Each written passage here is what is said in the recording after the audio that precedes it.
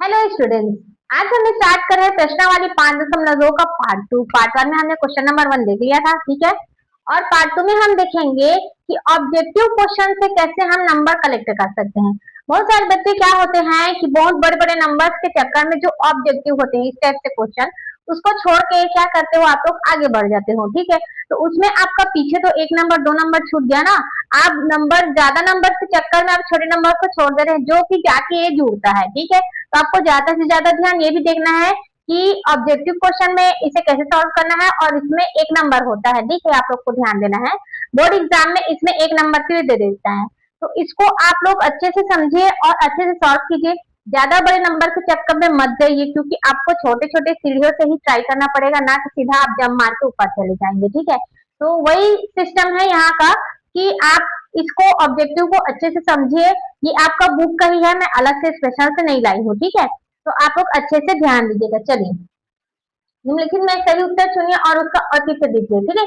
यहाँ पे आपको क्वेश्चन दिया है ये, और उसका ऑप्शन यहाँ पे दिया हुआ है, ठीक है। तो इसमें हमें क्या बोला गया है, 10, 7, 4 का तीसरा पद है, मतलब इसमें से एक है जो इसमें तीसरा पद है, ठीक है। तो अब कैसे निकालेंगे, आप सभी को पता है इसका सूत्र क्या होता है, A N equal to A plus n-1 into B, ठीक है। इसमें हम 2 पार्ट में डिवाइड करेंगे, ठीक है। पार्ट 2 तो चल रहा है, लेकिन क्या है कि इसमें ऑब्जेक्टिव जो है ये वाला, इसमें क्वेश्चन नंबर 2 का पहला और दूसरा में हम 2 पार्ट में करेंगे, और फिर क्वेश्चन नंबर 3 जो है वो भी ऑब्जेक्टिव में आएगा, वो खाली स्थान भरने वाला आएगा, उसे हम पार्ट 3 में डिवाइड करेंगे। क्यों करेंगे, क्योंकि ये वाला थोड़ा दूसरा है और वो वाला थोड़ा दूसरा है, तो हम अच्छे से समझने के लिए इसे पार्ट वाइज हम डिवाइड कर रहे हैं, ठीक है।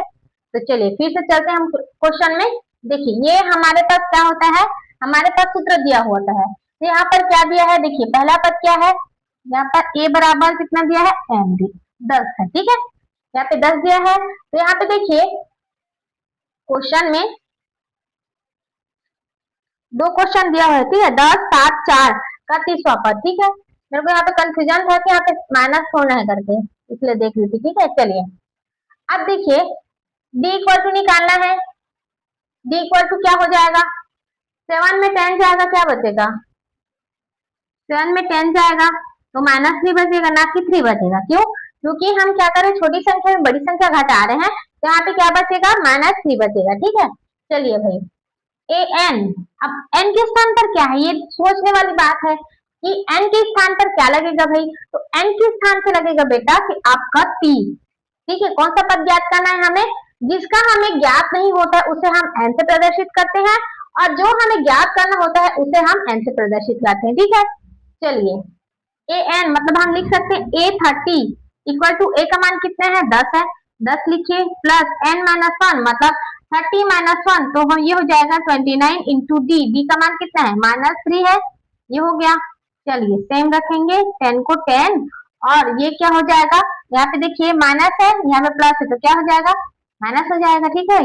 चलिए 9 या कितना होता है, 27 का 7 हाथ से लाया 2, 3 दूनी 6, 2 8।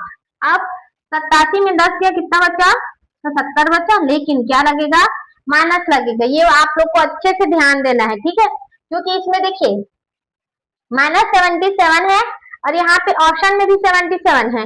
अगर आपका माइनस में चूक होता है तो यहाँ पे आप टिक करेंगे 77 को, ठीक है, जो आगे जाके गलत हो जाएगा। तो आपको अच्छे से ध्यान देना है कहाँ पर माइनस लगेगा, कहाँ पे माइनस नहीं लगना है, ठीक है। यही कॉन्सेप्ट को समझाने के लिए मैं थोड़ा सा इसे पार्ट वाइज डिवाइड करी हूँ, ठीक है। चलिए नेक्स्ट क्वेश्चन देखते हैं।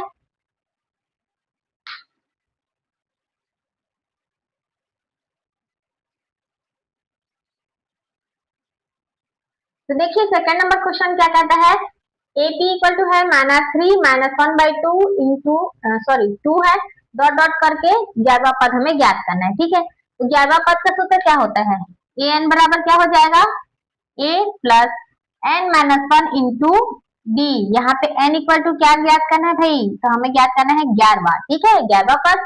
और ए कितना दिया है यहाँ पर देखिए -3, ए इक्वल टू हमने लिख दिया -3, ठीक है। और यहाँ पर क्या करना है, डी निकालना है, डी इक्वल टू क्या हो जाएगा, a2 -a1 करना है, मतलब -1/2,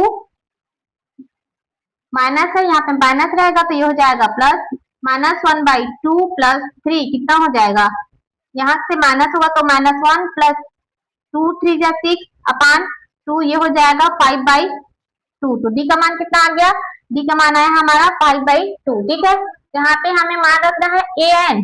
an का मतलब क्या हो जाएगा, ए 11 पद बराबर ए कितना हो जाएगा -3 प्लस n, कौन सा पद 11 पद है तो ये हो जाएगा 10 इंटू डी। डी का मान कितना है 5/2 आया है। ठीक है, ये हो जाएगा -3 प्लस 2 1 जा 2, 2 5 जा 10 हो जाएगा, ये हो जाएगा 25, 5 5 जा 25।